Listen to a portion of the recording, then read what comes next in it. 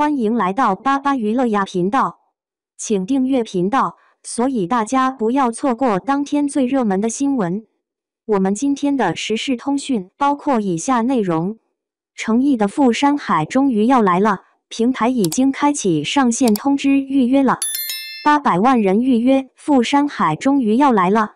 时间线反转比武侠还精彩，谁能想到，看看一部电视剧能让人心跳快过看世界杯？富山海光预约就蹦出来800万人，真的让人脑壳嗡嗡的。眼瞅着预约榜一路飙升，那场面不说跟年30的饺子锅似的，也得像广场舞大妈抢椅子，一抢一个准。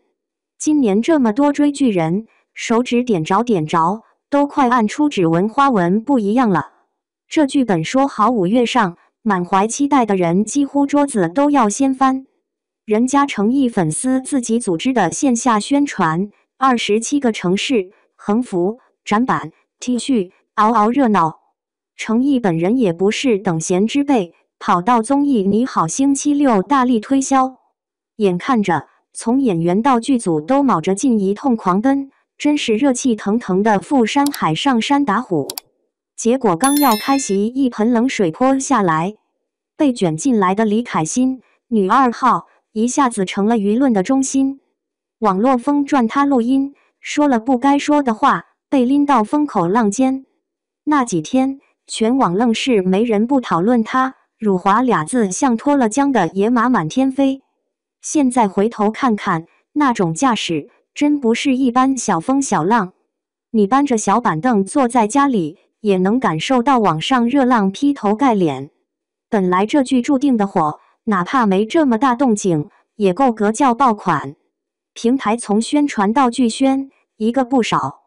可就这风波一搞，播出时间又悬了，搞得太多粉丝都抱怨，干脆让大家自己拍个短剧算了。再后来的剧情反转同样出人意料，说录音是助理搞的，不是他本人说的，还给了澄清。可饭已经撒锅里了，还能一点腥味没沾？有的人相信了，有的可没这么快买账。其实粉丝的耐心就跟热锅上的蚂蚁差不多。原本一个劲宣传，一个劲期待富山海非要来了，这是不允许有差池。倒是这么一折腾，人人都成了侦探，连带着平台、剧组、演员统统被拖上阳台晒黑。这时候谁还记得剧情好坏？都被牵着鼻子走，盯着舆论风向。还有一堆人悄悄盘算，是不是哪一天又会突然开播，自己肯定不能掉队。按说富山海这阵势，没谁能不服气。预约800万是什么概念？比好多县城的人还多。你说平台刷数据吧，搞这么大阵，没人往里加热度也不行。有网友调侃说，这数字跟薛定谔的猫一样，你没打开电视，热度就悬在那里，真假未辨，左右横跳。可要真全是粉丝点出来的，那诚意还不是成了剧王中的保安队长，熬夜刷屏，把热度顶上天。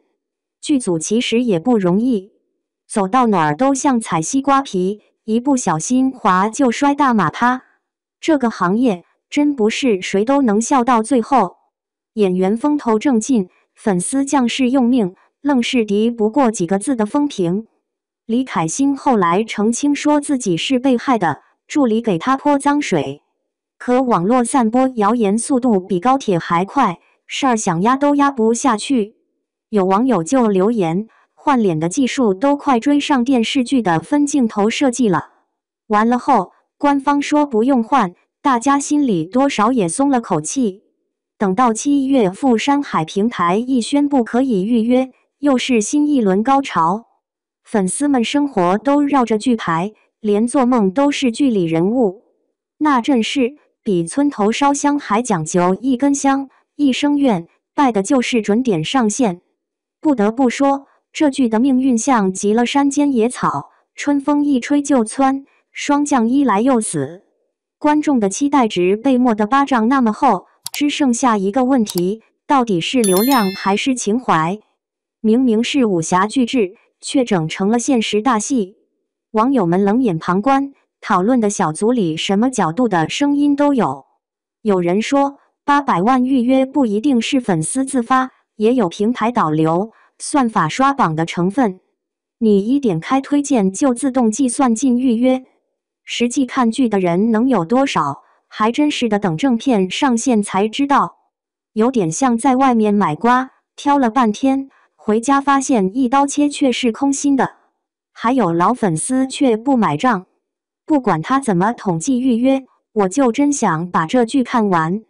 真正冲着演员和剧去的观众，谁信那点数据花活？反正他们信一条好剧不用强推，看了入迷那才叫真本事。所谓热闹是平台玩的，人的心可都在肚子里。谁要是真敢骗观众，他们的键盘可不会留情。说回来，风波竟能毁掉一部好剧，不是所有演员能扛得住质疑。李凯欣的录音门差一点就把整个团队拉进泥塘。网络上理性的声音总抵不过汹涌的情绪。只凭录音片段定罪，未经过查证，大家就早早审判，最终还是得靠慢慢还原来洗清。有人说剧组没人发声时，心里就觉得凉。舆论的势头到了极致，连当事人都快栽倒，再好的剧本都救不回来。也有人冷冷一笑，这行业每个人其实都是棋子，站在哪儿都能沾点光，也能劈头盖脸吃点苦头。有人用口水淹死人来形容广告风波，真不是夸张。哪怕你演得再好，碰上点是非，就好比做饭碰上沙子，满口嚼得嘎嘣脆。时间一长，演员心态都受影响，有的索性一头扎进下部戏，专心拍戏，管不得闲话。程毅本人算是这个圈的拼命三郎，手头上炖着的剧有4、5部，去年上的那个深潜，其实压了整整5年。怎么说呢？这要搁普通人身上，估计早当场崩溃了。这2年，新戏一部没上，眼看着一堆剧琢磨着啥时候解封，粉丝喊得嗓子哑，也只能继续撑着。有人笑说，程毅这人命苦，天天新剧上线，自己却和糟糕运气死磕。网友吐槽道，这不就跟存钱一样，越攒越多，越等越没有利息。谁知道等的那头到底是惊喜还是失望？逢到重点档期，平台还要看风向形势，这年头主演人气也扛不动定档。哪怕你演技赛天仙，只要有个风吹草动，这剧说停售就停售，半点商量的余地都不给。当然，也有人说，这些积压剧就像家里压箱底的红绸子，等着某天派上用场，惊艳亮相。只不过演员新鲜期有限，观众还没等到上线，自己兴趣早就被别的剧吸走。你说为谁买单？剧组、演员、平台，还是那些忍气吞声的老粉丝？实际上，这行业波动简直能逼疯人。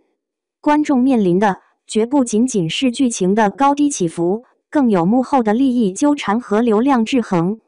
只要舆论爆了，制作方和演员全都跟着遭殃。真不知能够熬出头多少部剧，能够等到风平浪静、众望所归的那一刻。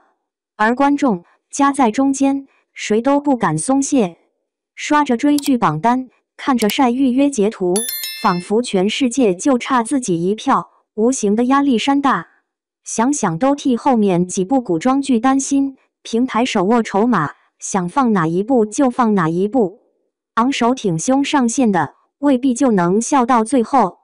好多备受期待的项目，不管演员粉丝多努力，也逃不过一波又一波的意外。不少人问，真让程毅在剧里等到花谢花开，这热度还有啥意义？是等来一枪感动，还是一地鸡毛？网上飘着各种段子，你一言我一语，好像谁都能决定剧的生死。实际上幕后有多少阿杂事儿，观众也只能静静围观。